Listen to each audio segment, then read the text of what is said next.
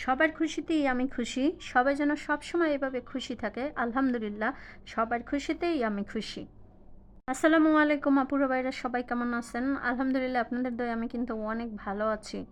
আজকে আমার এত কাজ, আর একা একা কাজ করতে করতে আমি কিন্তু একেবারে অস্থির হয়ে গেছি। আর দেখেই বুঝতেই পেরেছেন যে কি অবস্থা। এগুলো সব গুছাগুছি করতে করতে আর কাজ করতে করতে আমার তো অবস্থা একেবারে 12টাই বেজে গেছে। তো তারপরেও আমার কোনো কষ্ট নাই, আলহামদুলিল্লাহ। আমি যে সবাইকে খুশি করতে পেরেছি এইটাই আল্লাহর কাছে লাখ লাখ শুক্রিয়া। আমি যখন রান্না করি আর সবাই যখন খায়, তখন আমি যখন সবার মুখে প্রশংসা শুনি, তখন কিন্তু আমার এই ধরনের কোনো কষ্টই আর কষ্ট লাগে না। কারণ আমার খুশিতে আনন্দে তখন কিন্তু আমার মনটা একেবারে ভরে যায়। সবার মুখে খাবারের প্রশংসা শুনতে শুনতে আমার ভিতরে আর তখন কোনো কষ্ট থাকে না। এদিকে তো কাটাকাটির কাজে আমার বাড়িও একেবারে পারদর্শী। আমার ভাবি একেবারে কাটাকাটির কাজে ওস্তাদ, কত সুন্দর করে কাটাকাটি করতেছে।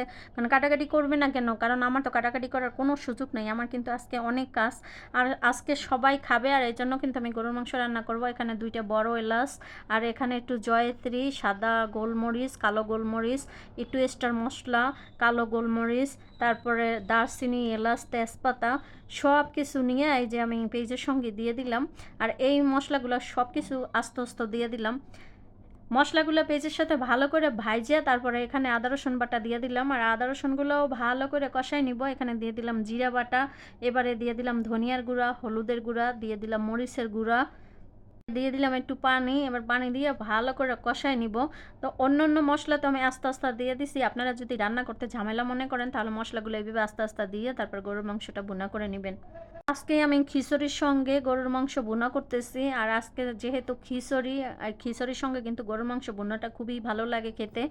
আজকে কিন্তু অ্যাকচুয়ালি আমার খিচুড়িটা রান্না করার কোনো ইচ্ছেই ছিল না। তো সবাই বলল ভুনা মাংসের সাথে ভুনা খিচুড়ি খাবে।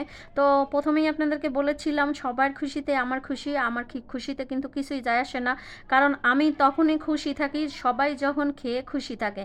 আর আমি কোনো কিছু রান্না করে খাওয়াইয়া সবাইকে যদি খুশি করতে পারি, তখন যে আমি কি খুশি হই এটা আপনাদেরকে বলে বোঝাতে পারবো না।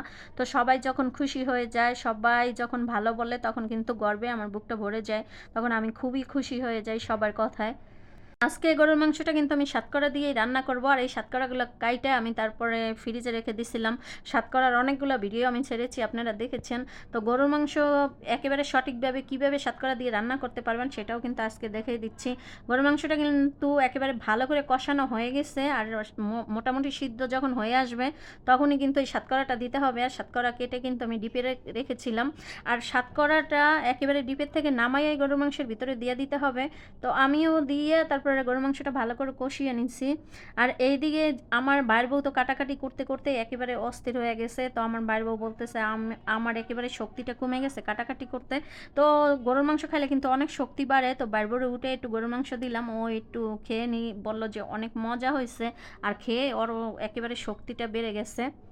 এইদিকে কিন্তু গরুর মাংসটা আমার হয়ে গেছে। আমি এইভাবেই মাখা মাখা রাখবো। আর এর বেশি আমি আর রান্না করব না। আর রান্না করতে যেয়ে তো একেবারে পাতিলের অবস্থা 12টা বেজে গেছে। তো আমার ভাবি খায়া শক্তি বাড়াক, আর আমি বিদায় নিই।